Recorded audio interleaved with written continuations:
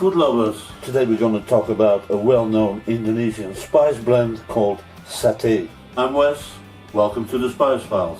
Satay originated from Java in Indonesia from about a century ago. It were originally skewers with different meats or seafood served with some few different sauces, and this all started off in street food junks. Since this time there has been a lot of fusions and evolutions in what we call satay, and today you can find it in many recipes, sauces, marinades. One example is the peanut sauce, which is wrongly called satay sauce. Now we're going to talk about the spice blend that you can use in many curries with different meats and seafoods. You can also use it for marinades and of course make a delicious peanut sauce out of it.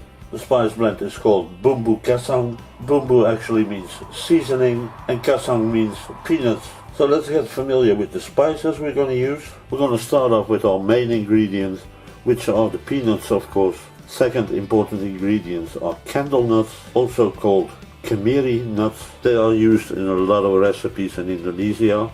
We got some pre-fried dried shrimp paste that is called trassie, and this gives a beautiful flavor to our spice blend. Here we got some galangal root, which is also part of the ginger family. Turmeric root, I think you all know this one as well. We got some ginger root, I think you all know what ginger is too. We're going to use some Javanese long black pepper, which is actually one of my favorite black peppers.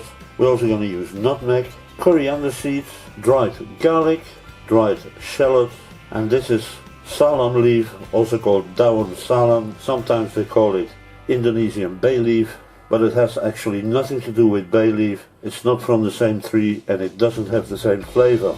We got some dried chilies too. The Indonesian chili is called rawit, but this is the same type of chilies you can find in most Asian stores. If you're not a big fan of very spicy, you can leave these out.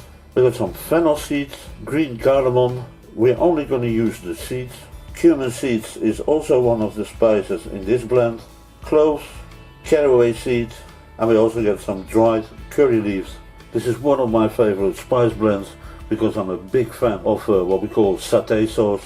There are many different satay spice blends, mostly depending the type of dishes, whether it is meat, seafood, marinades or sauces. The flavor profile has a lot of variations too, and this mostly depends on the quantity of each spice you're going to use.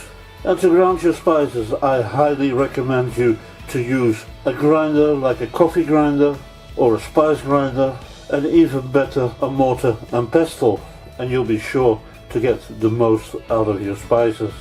If you got whole spices, you can also toast them lightly in the beginning, although some seeds are a little bit more sensible to heat. To give you an example, you don't toast mustard seeds the same time as you do with black peppercorns, and that is the same for the grains of the cardamom.